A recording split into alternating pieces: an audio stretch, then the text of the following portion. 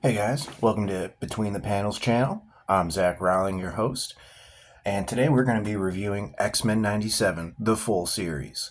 And so far, it's been one hell of a ride. I have to tell you, I've thoroughly enjoyed the series so far. There's been a few bumps. It hasn't been perfect by no means.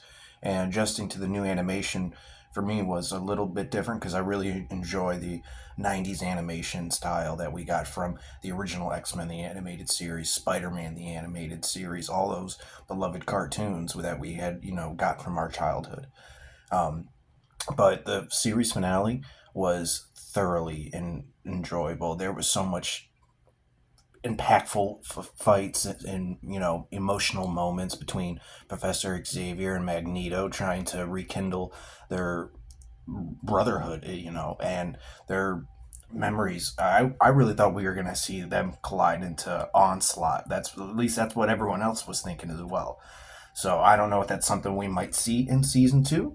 Like they said at the end, to be continued. But they teased us with Apocalypse at the end of this last episode. So who knows where we're going to go from here. And it seems like we might be getting Gambit coming back as well as the Angel of Death for Apocalypse, one of his four horsemen. That will be awesome. And then we'll have to see what will happen between him and Rogue when they, come back together, and we'll have to try and see Rogue pull him back from the depths of death. That will be just, oh, so emotional. But I have to say, I think one of my favorite moments in this last episode was the goodbye between Cyclops, Jean Grey, and their son, Cable, Nathan. I mean, that was emotional. I don't know how many other people react to seeing uh, goodbyes between parents. I personally didn't have a steady relationship growing up with either one of my parents. I'm just now starting to have a better relationship with them. So anytime I see anything relating to dads or moms or just parents in general having to say goodbye to their kids or trying to let them know that they love them always touches me. And I teared up a little bit for that moment. And that says a lot about animation and the voice actors in this, because there's sometimes in live action nowadays in TV where you can't get that kind of pull from your actors, or just that general sense of emotion from those sense of stories and scenes. So I'm really impressed by the writing of these episodes. I mean, hopefully that we'll get the same impact in season two, since the original showrunner did all the way write season two. I don't know if they completed the storyboarding with him or not, and I know they got a little bit ways into season three before they parted ways with him. So we'll have to see how well the story will be handled in season two, regardless if he did write it, because they still have to produce the damn thing. So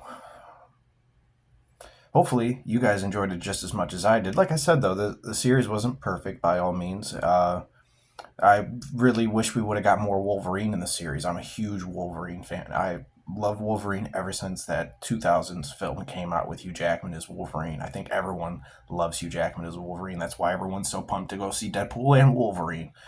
I mean, we would have been pumped to see Deadpool 3 regardless, but, throw in a little bit of Hugh Jackman and Wolverine, you know? But hopefully that the future is bright for the X-Men and Marvel, and hopefully they see that the X-Men should be the way to lead the movement going forward with Marvel, and hopefully Marvel can come back from this slump of failures they've had with their recent movies and TV shows. I haven't enjoyed all of them, but I have enjoyed a few of them. And with the announcement of that they'll be cutting back on the amount of product we'll be getting from them to only 2 to 3 movies a year, and maybe 1 or 2 TV shows a year as well, which honestly sounds like that's what it should have been. I mean, that's what we got originally before Bob Chapek took over as the CEO for Disney. And ever since Bob Iger's come back, he's slowly but surely been trying to uh, put Disney back on the map, and it's been really difficult. If you look anything at their stock earnings or listen to any of the earnings calls that they are really struggling right now to try and make ends meet, but they are doing what they have to try and put Disney and all of its brands back together. Uh, we'll have to wait and see if Bob Iger signs on a little bit longer to see if that's what it'll take to bring the company back. It's either that or he finds another CEO that can take over, that he is 200% this time sure in his confidence, he'll be able to take over the company and take it to the next step Disney and its brands need to go.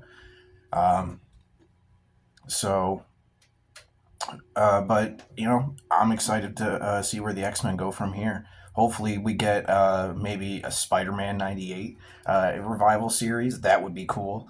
I definitely was a bigger fan of the Spider-Man show than I was of the X-Men. I've always been a big fan of Spider-Man, especially the voice actors from that show. They were incredible. And to see that we got a tease of the original artwork of Peter Parker and Mary Jane in this last episode, chef's kiss, especially since that we don't know what happened to Mary Jane and Peter Parker at the end of his animated series. It left off to be continued with him going to look for her.